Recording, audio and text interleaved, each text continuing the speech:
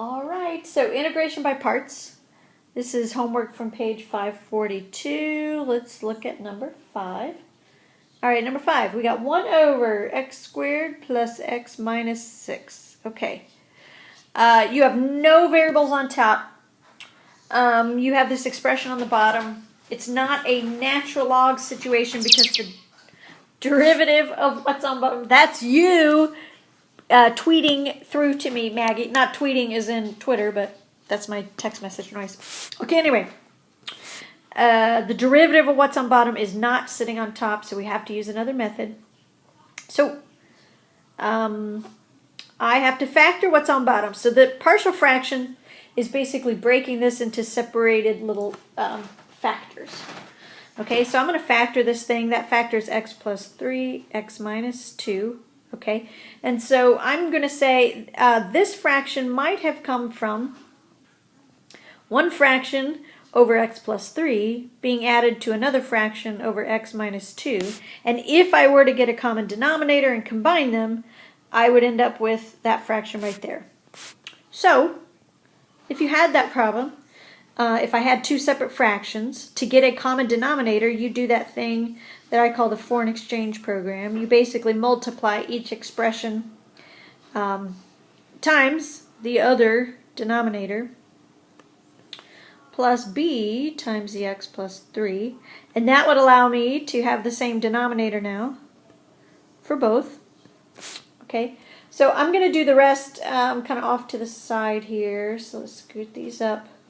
Okay, so then distribute, and you get ax minus 2a plus bx plus 3b. Okay, now you're going to have two equations and two unknowns. What you're doing here is you're saying, let's get these two together. Okay, so I had a plus b. I had an ax plus bx. So together, if I add those two, I'm going to get whatever coefficient would go with my x term. And the negative 2a and the 3b. They don't have any x's attached, so those are my constants. All right, now you have to go back to the original problem. The original problem was 1 over x squared plus x minus 6. And you're going to look at the numerator. So here's what I had in my numerator. I had no x's, which means I had 0 in front of an x, basically. And when I add all the constants together, I got positive 1 for an answer. So that means when I add my ax plus my bx, I had to get 0 for an answer because I ended up with no x's in my numerator. So you're going to make your two equations.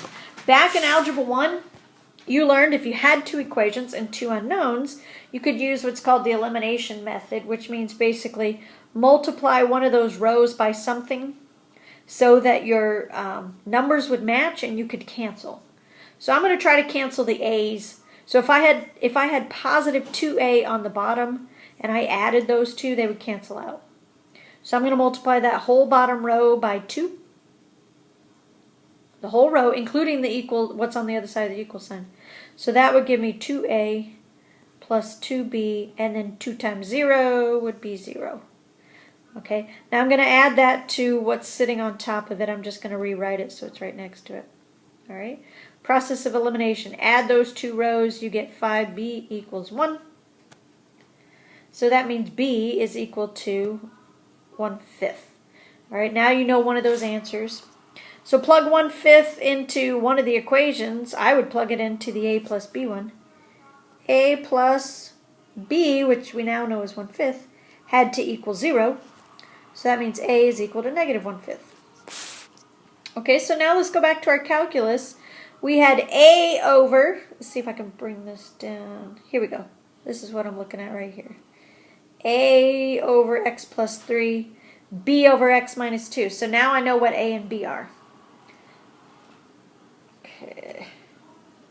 So, negative 1/5 over x plus 3 plus positive 1/5 over x minus 2. And I'm going to do the integrate that. When you have addition here inside your integration, you can do two separate integrals, which is what I'm going to do. So on the first one, I'm going to factor out that negative 1/5, and I got 1 over x plus 3 plus, I'm going to do the same thing here. Factor out the negative 1/5. Oh, you know what? The second one, that should be positive. B was positive 1/5. Sorry. Doop. That's positive. And that means this is positive. So I'm going to take out 1/5. That gives me 1 over x minus 2. Both of them have a dx because you're derivatives in terms of dx. And now, this is, you have something on the bottom. The derivative of it is sitting on top. That's natural log. Okay, so this is negative 1/5 times the natural log of x plus 3.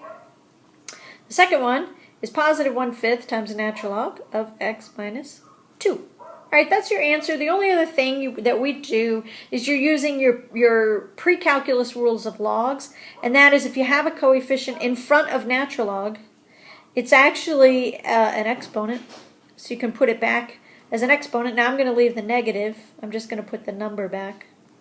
So I have that plus natural log of x minus 2 with a 1/5 exponent. Okay, and then I'm going to rearrange the order because I have subtraction here. So I'm going to put natural log of x minus 2 minus, because I always want the subtraction to come second, or the negative to be second.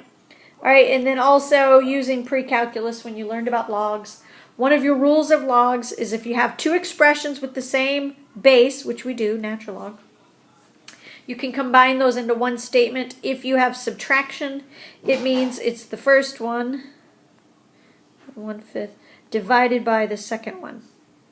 Okay, so that's what we have. And then if you want to, since the exponent is the same, and your exponent won't often be the same, in this case it is, so you can get by with just one set of parentheses there and the whole thing to the 1/5 power. All right, but that's number 5.